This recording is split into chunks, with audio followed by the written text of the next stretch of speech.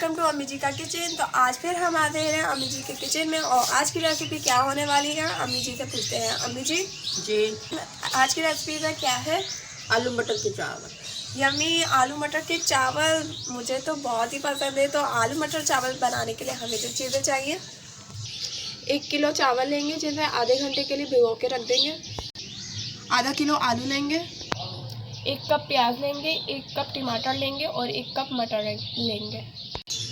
आधा चम्मच लाल मिर्च पाउडर लेंगे और 3 चम्मच नमक लेंगे। नमक मिर्च अपनी मर्जी के मुताबिक कम ज़्यादा कर सकते हैं।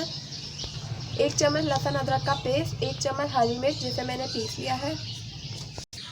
1/4 टेबल स्पून हम हल्दी लेंगे, ½ टी स्पून गरम मसाला पाउडर लेंगे, 1 टीस्पून काली मिर्च लेंगे, 1 बादियान का फूल, 1 टीस्पून ज़ीरा लेंगे, 3 हरी मिर्चें लेंगे साबुत, 1 दालचीनी लेंगे और 6 लौंग लेंगे। मिला करते हैं और चलते हैं अपनी रेसिपी की तरफ। मैंने ½ कप ऑयल लिया है और फ्लेम को मीडियम रखा है और हमारा ऑयल गर्म हो गया। अब इसमें प्याज ऐड करेंगे। अब इसे गोल्डन ब्राउन करेंगे। प्याज हमारे गोल्डन ब्राउन हो गए हैं। अब इसमें गरम मसाले ऐड करेंगे, काली मिर्च, बादियान का फूल, ज़ीरा, दालचीनी और लौंग। सारे गरम मसालों को अच्छे से मिक्स कर लिया है। अब इसमें अदरक लहसुन का पेस्ट ऐड करेंगे और साथ में ही हरी मिर्च ऐड कर देंगे। अदरक लहसुन और हरी मिर्च को हमने अच्छे से मिक्स कर लिया है। अब इसमें मसाले ऐड करेंगे, नमक, लाल मिर्च पाउडर और हल्दी और अब इसमें हम कटे हुए टमाटर ऐड करेंगे। टमाटर ऐड करने के बाद इसे 3 मिनट तक अच्छे से भूनेंगे। टमाटर अच्छे से भून चुके हैं। अब इसमें आलू ऐड करेंगे।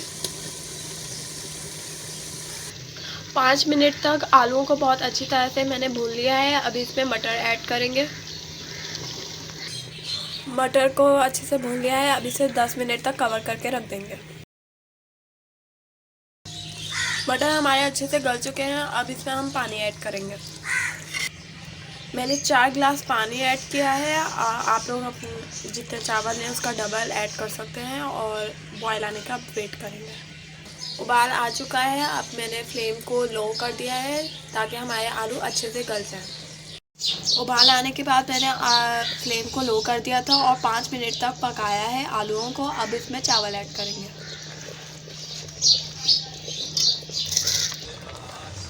पानी चावलों का पानी सूख चुका है। अब इसमें गरम मसाला ऐड करेंगे, साबुत हरी मिर्चें और इसे दम पे दे देंगे।